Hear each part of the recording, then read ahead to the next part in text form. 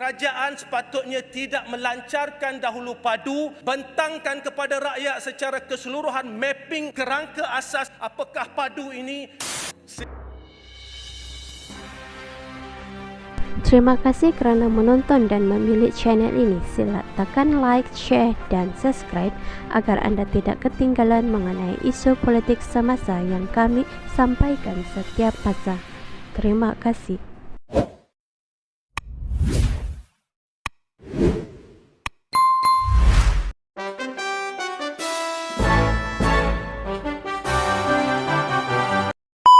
Kerajaan sepatutnya tidak melancarkan dahulu padu, bentangkan kepada rakyat secara keseluruhan mapping kerangka asas apakah padu ini. Sehingga 2 Mac 2024, seramai 4 juta orang telah mendaftar termasuk penjawat awam. Jumlah ini adalah sekitar 18% daripada keseluruhan 21.97 juta orang yang berumur 18 tahun ke atas. Jadi secara keseluruhan selepas dilancarkan pada 2 Januari dan sehingga 2 Mac dalam tempoh ini hanya 18% yang mendaftar.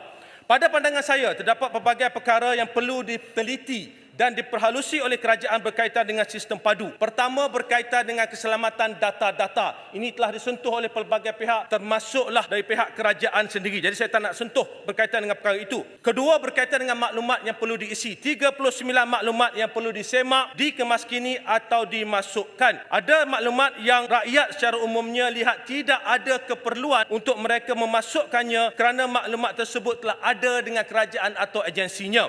Sebagai contoh, maklumat berkaitan dengan pendapatan. Rekod pendapatan sebahagian besar rakyat Malaysia ada dengan lembaga hasil dalam negeri. Soalan mereka, mengapa tidak sahaja kerajaan masukkan terus maklumat tersebut atau pre-fill maklumat tersebut dan mereka boleh sahkan. Untuk yang tidak mempunyai rekod di LHDN, sistem padu boleh kena pasti mereka yang tidak mempunyai rekod dan perlu mengisinya. Kalau betul perlu ada dibuat pindaan kepada akta atau undang-undang, mengapa tidak dibuat pindaan terlebih dahulu sebelum dilancarkan sistem padu ini?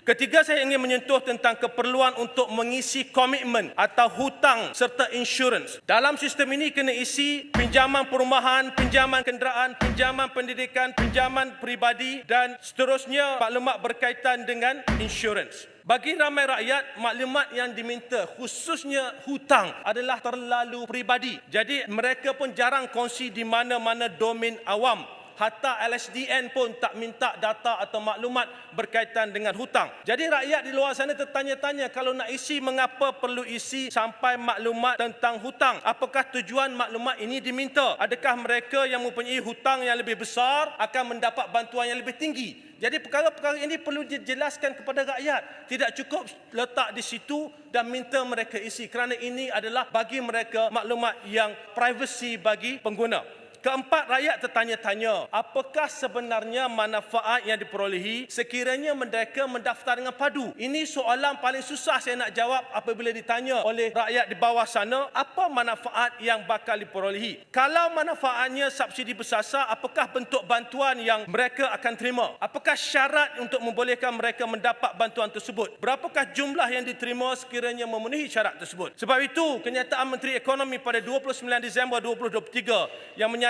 jika tidak kemaskini tiada masalah, tapi kalau anda tidak dapat subsidi jangan marahlah.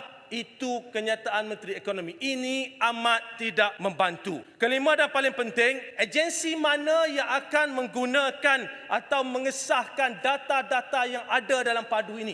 Dah siap kumpul semua, siapa yang akan menjadi agensi yang akan mengguna data-data yang ada dalam padu ini? Siapa pula yang akan mengesahkan data-data tersebut? Sekiranya ada 21 juta orang yang umur 18 tahun ke atas telah mengisi padu, katakanlah 75% daripada 21 juta ini ada masukkan 5 jenis pinjaman data, maknanya ada 78.75 juta data points berkaitan dengan pinjaman yang perlu disahkan. Siapa nak sahkan data-data ini? Atau kerajaan akan terima sahaja apa sahaja data yang dimasukkan? Dan apa yang paling penting, seperti mana yang saya sentiasa cadangkan adalah supaya kerajaan tubuhkan satu agensi khusus seperti mana Centrelink di Australia, yang mana Centrelink lah yang akan jadi badan yang akan menggunakan data-data ini. Sekarang ini siapa nak guna? Siapa yang akan membuat assessment? Adakah LHDN akan membuat assessment tentang berapa banyak subsidi bersasar yang patut diterima? Mereka tak ada kapasiti. Adakah Kementerian Ekonomi akan buat? Itu bukan tanggungjawab hakiki Kementerian Ekonomi. Jadi kerajaan perlu jelas, dan sebab itu kalau saya boleh simpulkan berkaitan dengan padu ini, kerajaan sepatutnya tidak melancarkan dahulu padu, bentangkan kepada rakyat secara keseluruhan mapping kerangka asas apakah padu ini, dan jika dilancarkan subsidi bersasar,